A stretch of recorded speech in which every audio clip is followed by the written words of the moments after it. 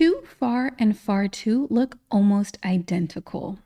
But to a native English speaker, the meaning is completely different. Do you know why? It's the same two words, but when you flip the order, the meaning changes completely. Welcome back to the Learn English podcast, the podcast teaching English in context so you can learn naturally. On today's episode, I want to talk about something that confuses a lot of English learners, even those who have learned English to a very high level. You can listen to a sentence and know the individual words, but not quite understand the meaning. The reason is that in English, word order is extremely important. So today I want to look at 6 word pairs. Each pair is going to use the same 2 words, but you're going to see when we flip the word order how it changes the meaning. So if you're ready to understand these terms like a native speaker does, follow along because we're about to begin.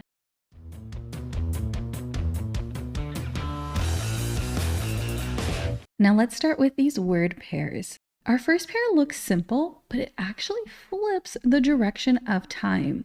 Our phrases here are before long and long before. Before long means soon, that something is happening quickly after another event. To show this, let's look at this example sentence. The sentence is, she moved to Seattle, and before long, she made new friends. So the first event was her moving to Seattle. The second event was her making friends, and those 2 events are joined quickly together in time. Now let's flip that pair and look at long before. Long before is still talking about time and how events relate to each other in time, but it means that an event happened in the distant past before another event. This means that the event happened much earlier. Let's look at this sentence. She had friends in Seattle long before she moved there. This sentence is a little surprising because normally you make friends after you move somewhere. But by phrasing these 2 words the way that we did, we are saying that that order was reversed. This sentence means that this person had friends first for a number of months or even years, and then she moved to Seattle. So when you use long before, those 2 events are very far apart in time. Same 2 words, completely different meaning. A good way to visualize this is with a timeline. With before long, the 2 events are very close together. Something happens and then the other thing happens very quickly afterwards. With long before, the 2 events are far apart. The first one happens, a long time passes, and only later does the second event occur. So even though the words are the same, how you order them tells someone whether the time gap between the 2 events was short or long. Our second pair is long for and for long. For long means for a long time, but there's an important rule when you use this phrase. Usually we use this in negatives or questions. That means that we pair this phrase with a word like can't, don't, or won't. And it's often used when talking about staying in a particular place for a short amount of time or for enduring a difficult situation. Let's look at this example. She moved to Seattle, but didn't stay there for long. Here, this sentence means that this person moved to Seattle, but they left after a short amount of time.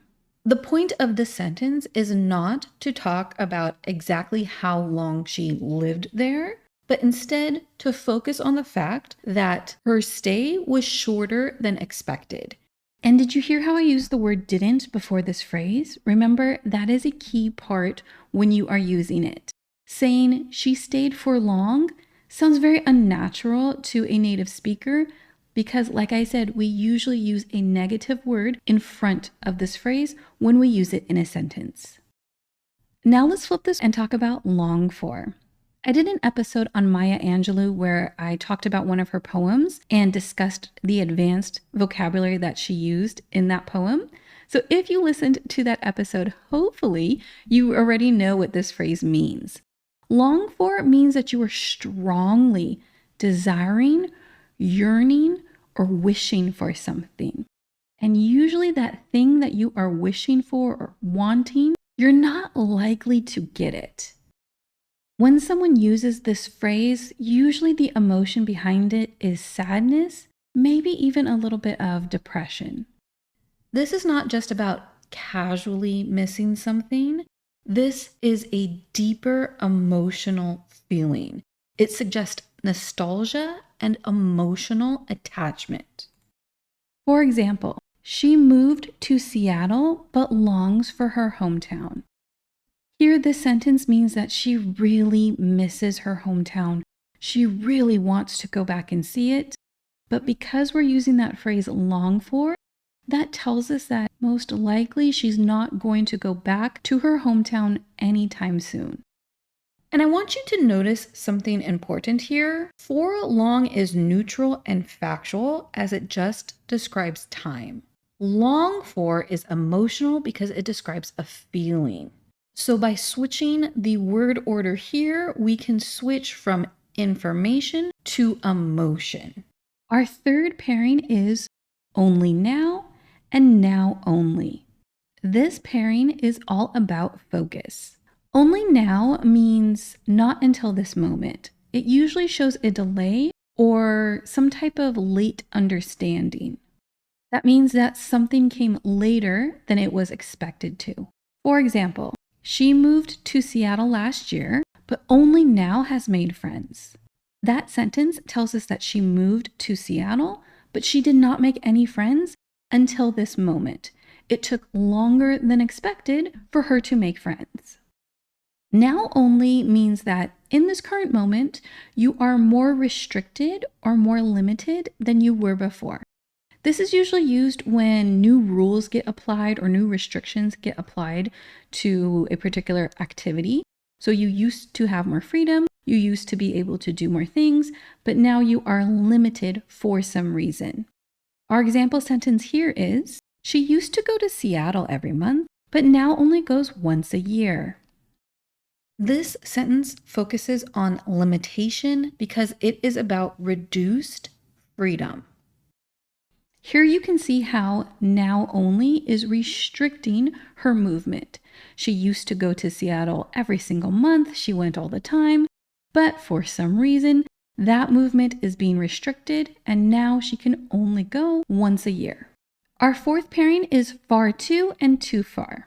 This pairing is especially important for everyday conversations. Far too means too much, too extreme.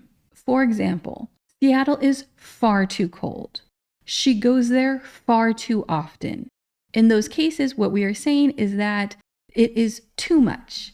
It is too cold in Seattle. She goes too often. Too far is different. It means that something is beyond the acceptable limits. This is usually about distance, behavior, or boundaries. Our sentence here is, Seattle is too far to go for just a weekend. This means that the distance to Seattle is too great. It is at too far of a distance to be able to travel there for just one weekend.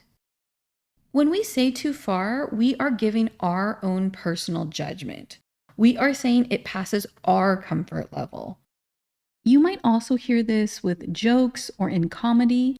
If someone says that a joke went too far, that means that a boundary was crossed and that the joke started to hurt people or become offensive.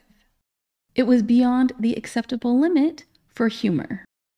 Our fifth word pairing is even then and then even. This is more subtle, but you'll hear it especially with storytelling. Even then means despite that time or situation. This is saying that even after a long period of time, the expected results did not occur. We were expecting something to happen, And even after giving it more time to occur than we thought was needed, it still did not happen. For example, she lived in Seattle for 3 years, but even then, it didn't feel like home. This phrase highlights contrast. Despite her living in Seattle, it did not feel like home. So that even then shows us that something that you would have thought would happen did not happen. Then even is less common, but it is a very expressive phrase. This is used when you are talking about a situation that is bad and that keeps getting worse. This phrase is really used for emphasis to say how that situation is getting worse.